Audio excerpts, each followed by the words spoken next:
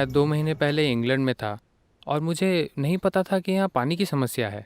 जब मैं 3-4 दिन पहले घर वापस आया तो मेरी बहन ने मुझे बताया। उसने कहा कि शावर का इस्तेमाल मत करो, पानी की बाल्टी का इस्तेमाल करो। तो हम में से कई लोग हालातों से अनजान हैं। क्या आप बता सकते हैं कि ये कैसे हुआ और हम क्या कर सकते हैं?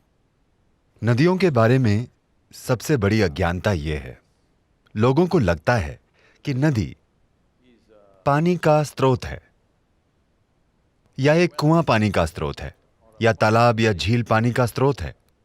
एक ट्रॉपिकल देश में यह पानी का स्रोत नहीं है, यह सिर्फ पानी की मंजिल है।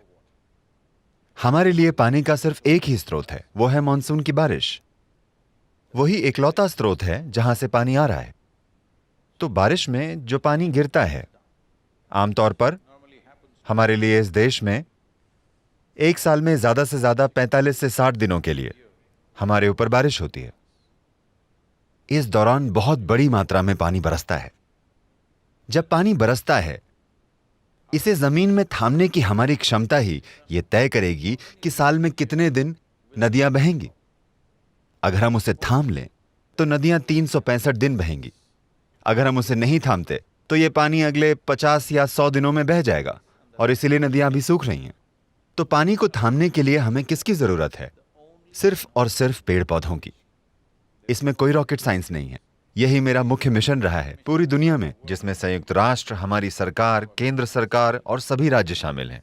हमने उन्हें समझाया है कि आप पानी को एक बांध में नहीं रोक सकते, या एक चेक डैम या एक बैराज वगैरह में। ये सभी चीजें इस्तेमाल के लिए ठीक है, लेकिन आप पानी को ऐसे नहीं बढ़ा सकते। पानी को थामने का सिर्फ एक ही तरीका है, वो है पेड़ पौधों से। जब मैं पेड़ पौधों की बात करता हूं या जंगलों की, देखिए, भारत में जंगलों को बढ़ाने की कोई संभावना नहीं है। हम 130 करोड़ लोग हैं। ऐसा अनुमान है कि साल 2030 तक हम 150 करोड़ हो जाएंगे। तो जमीन पर बहुत ज्यादा दबाव है, जंगलों का इलाका बढ़ाना मुमकिन नहीं है। The only other way is to go for agroforestry. सिर्फ एक ही तरीका बचता है, वो है पेड़ों पर आधारित खेती। यानी हम अपनी आमदनी के लिए जंगल बनाएं, हम पैसों के लिए जंगल उगाएं, हम आर्थिक वजहों से जंगल उगाएं।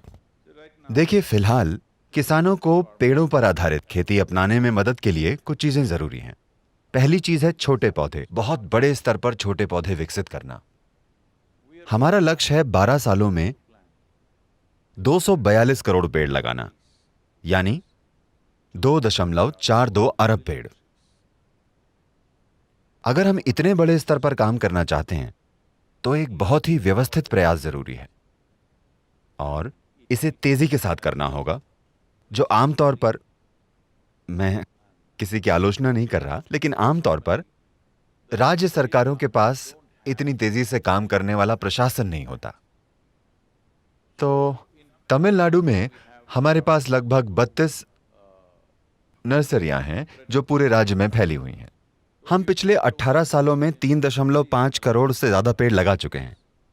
यह सब हमने खुद किया है, यानी हमने कोई सरकारी मदद नहीं ली, कुछ भी नहीं, बस एक जन आंदोलन की तरह। अब इसे एक बहुत बड़े स्तर पर ले जाना होगा, तो हमारे पास इसे कई गुना बढ़ाने के लिए स्पष्ट योजना है। आज टिश्यू कल्चर होता है, हमारे पास सभी तकनीकें हैं। हमने इन सभी चीजों को अच्छे से इकट्ठा किया है। तो हम ये और इसके अलावा बहुत सी चीजें कर रहे हैं। इसका कारण यह है कि बड़े स्तर पर लोगों को शामिल किए बिना यह नहीं होगा।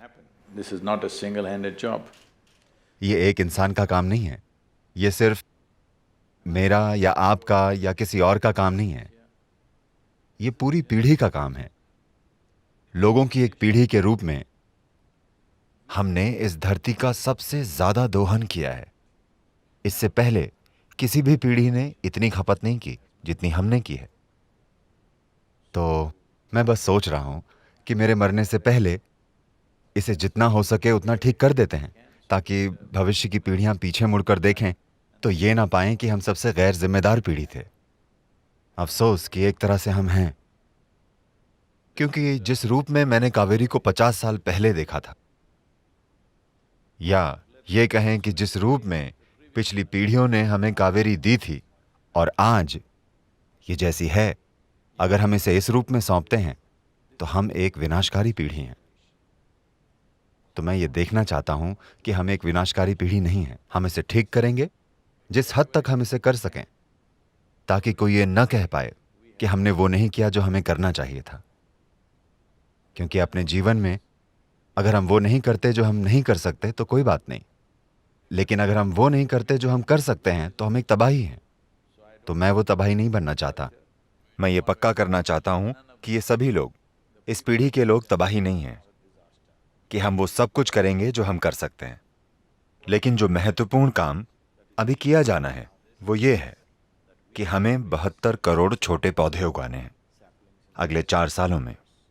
4 सालों में पौधे लगाने का मतलब है 2 सालों में छोटे पौधे उपलब्ध हों और 4 सालों में उन्हें लगाने का काम खत्म हो जाए। सिर्फ तभी हम अपने 12 साल की योजना के अनुसार आगे बढ़ेंगे। देखिए, मेरे जीवन के इस चरण में 12 साल की योजना कोई अच्छी योजना नहीं है, लेकिन मैंने इसे अपने हाथों में लिया है। इसे 20 साल मत बनाइए, कृपया इसे 12 साल बनाइए, ताकि अपने जीवन के आखिरी हिस्से में मैं थोड़ा गोल्फ खेल सकूं और थोड़ा यहां वहां घूम भी सकूं।